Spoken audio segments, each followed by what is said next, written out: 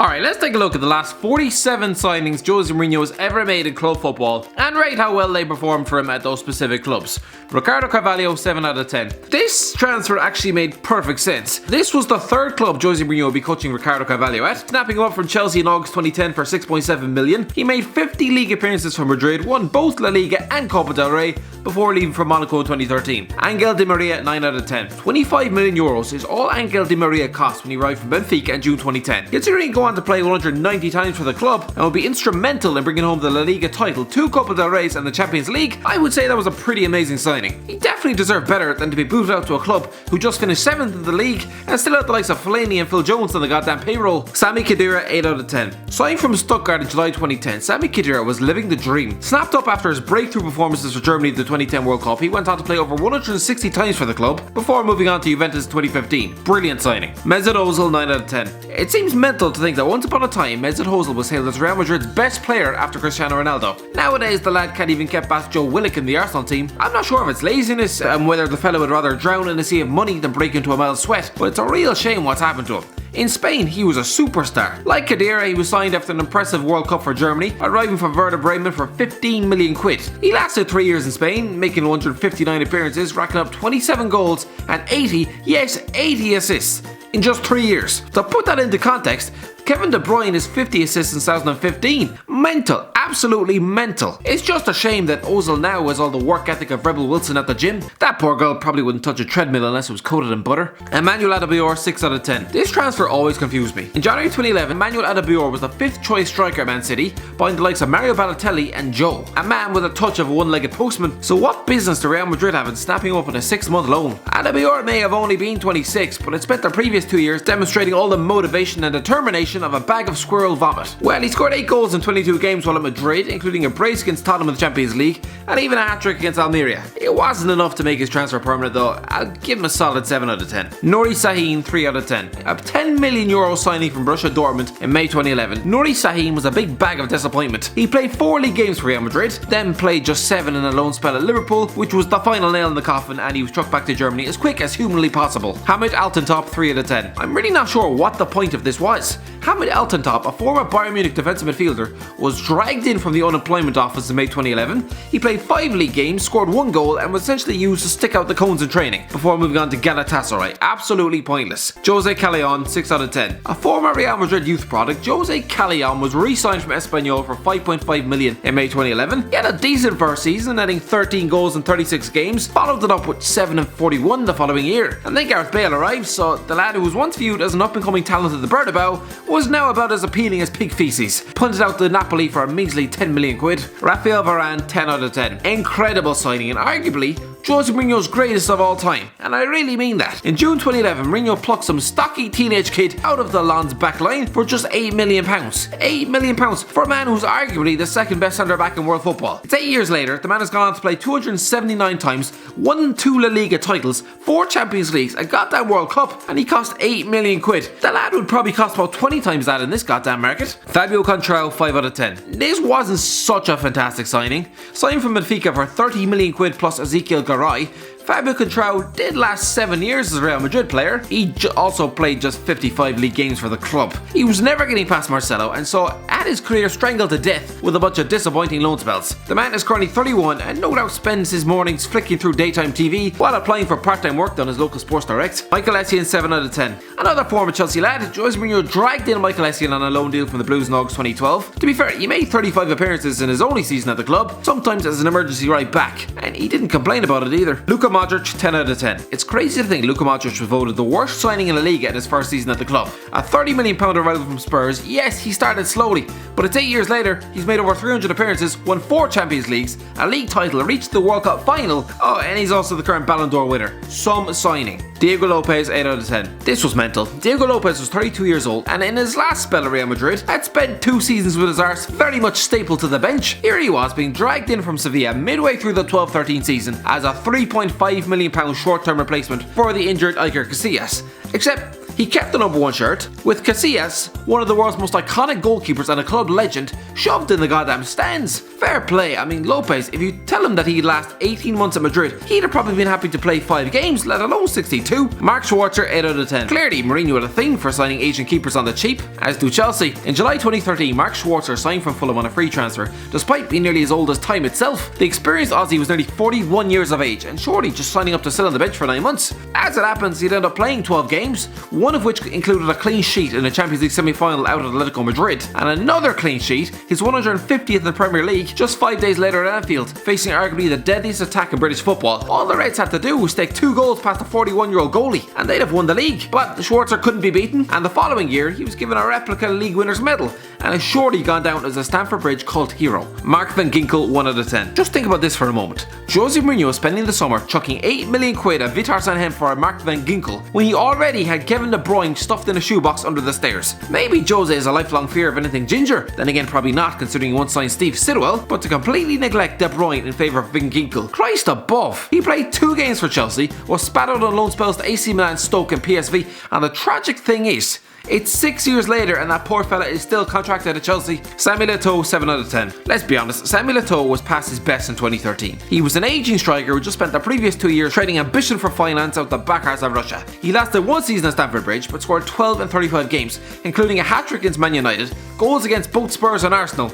Yeah, decent signing. Christian Atsu, 0 out of 10. In what world did he ever think Christian Atsu was a Chelsea player? The man has pace, trickery and skill, but the footballing brain of a cow's udder. £3.5 million for Porto and given a 5-year contract. Good lord. Kurt Zouma, 6 out of 10. A £12 million signing from Saint Etienne. Yes, the lad has juggled bench warming with loan spells, but thanks to the transfer ban, he's back in the team and currently experiencing racist abuse online for daring to put the ball on his own net. Very classy, lads. Mo Salah, 3 out of 10. Without doubt, the biggest mistake of Jose Mourinho's life. He had him. He had this world-class superstar sitting on his bench. This is what happens when your club becomes a revolving door of footballers, tossing him out after 20 minutes in favour of something newer and shinier.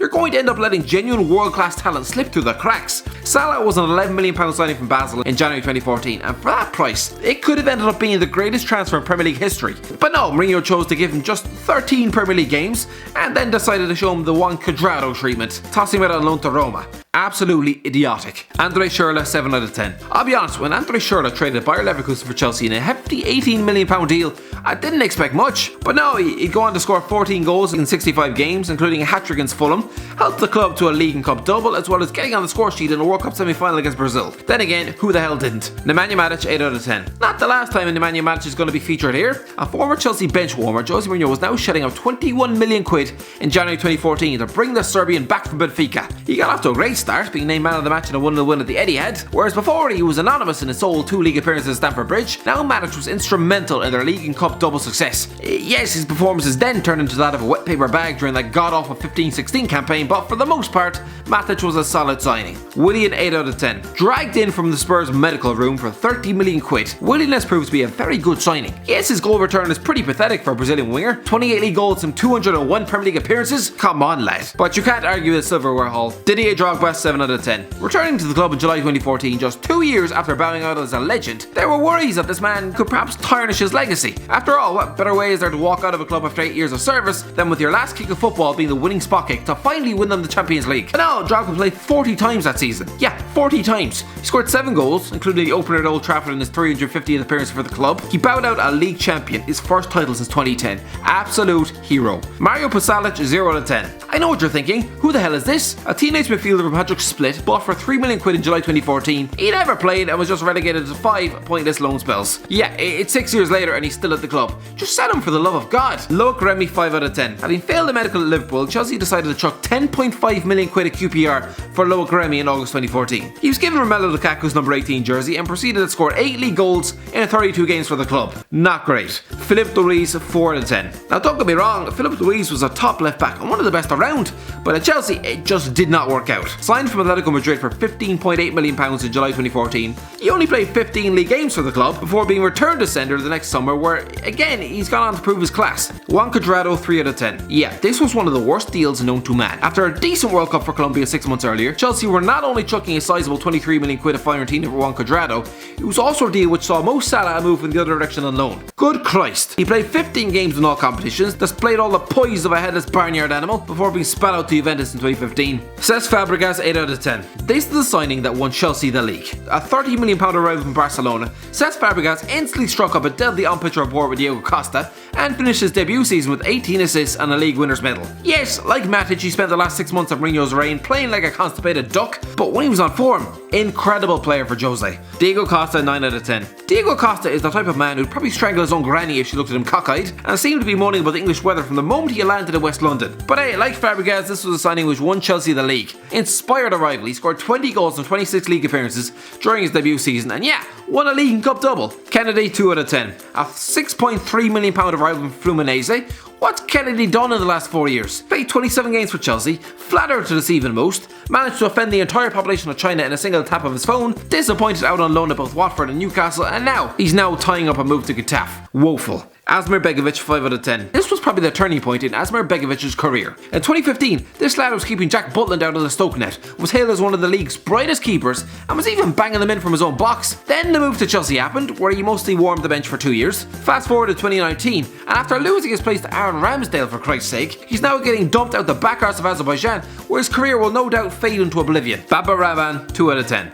This was a transfer which would make you question the sanity of Jose Mourinho. A £14 million arrival from Augsburg, this Ghanaian left-back ended up playing 15 league games, looking supremely out of his depth, and since then, it's been loan after loan until finally getting a permanent move to Mallorca this week. Papi Djilabodji, 1 out of 10. A £2.7 million signing from Nantes in September 2015. Papi Djilabodji has only ever pulled on the Chelsea shirt once in his life, was loaned out to Werder Bremen and then sold to Sunderland, where even there he managed to look out of his depth. Very strange signing. Radamel Falcao, 2 out of 10. This was exactly like the Juan Sebastian Varane signing over 10 years earlier. An undoubtedly world-class South American talent who just flopped at Old Trafford was now being handed a lifeline at Chelsea. Lads, it didn't work for Varane and he certainly didn't for Falcao. For whatever reason, the man just could not cut it in England. He scored 4 league goals in 26 games at Old Trafford. He topped that with 1 strike and 10 at Chelsea. Christ above, what a waste of time. He was a loan signing with an option to make the move permanent at the end of the season for 38 million quid. Never mind that. If Chelsea had paid Monaco 3 bags of skips and a ham sandwich for Falcao after a season of complete ineptitude, it would have still been too much. Pedro, 7 out of 10. Pipping Man United to the £19 million signing of Pedro from Barcelona must have been sweet. It also must have been alarming when, following an impressive debut at West Brom, he started playing with all the confidence of a drowned pigeon. Thankfully, he did recover from a rough debut season, but yeah, like Willian, his goal-scoring antics are pathetic, never once reaching double digits for goals in a season despite playing nearly every goddamn game. Eric Bailly, 6 out of 10. And now to Man United, a £30 million arrival for Villarreal. Eric Bailly played 25 league games in his first season as the club lifted 2 cups, but he's only managed the same number of games since, thanks to a combination of poor form and injuries. For 30 million quid, I don't know, he hasn't been great. Henrik Mkhitaryan, 5 out of 10. Just a poor signing. Yes, that scorpion kick was cool, but Henrik Mkhitaryan was an assist machine out in Germany. After shelling out a combined 40 million on the likes of Mkhitaryan and Shinji Kagawa, I'm guessing Man United won't be doing their shopping at Borussia Dortmund for a while. It'll be like continuing to visit the same takeaway after their food gave you molten diarrhea. For the love of God, Jadon Sancho, stay the hell away from Old Trafford for the sake of your career. Zlatan Ibrahimovic, 9 out of 10. Incredible. On a free transfer, Zlatan Ibrahimovic scored 28 goals in 46 games during his debut season at the club, adding 3 more pieces of silverware to his collection. Terrific signing, seriously. Just a shame about that injury which ultimately relegated him to spending the rest of his days embarrassing shite defenders out in the USA. Paul Pogba, 7 out of 10. Yeah, I know, Paul Pogba has had his moments, like the winning goals that the Eddie had to delay City the league title, but this man was a world record signing. 90 million quid, you're expecting a little more than what he's shown.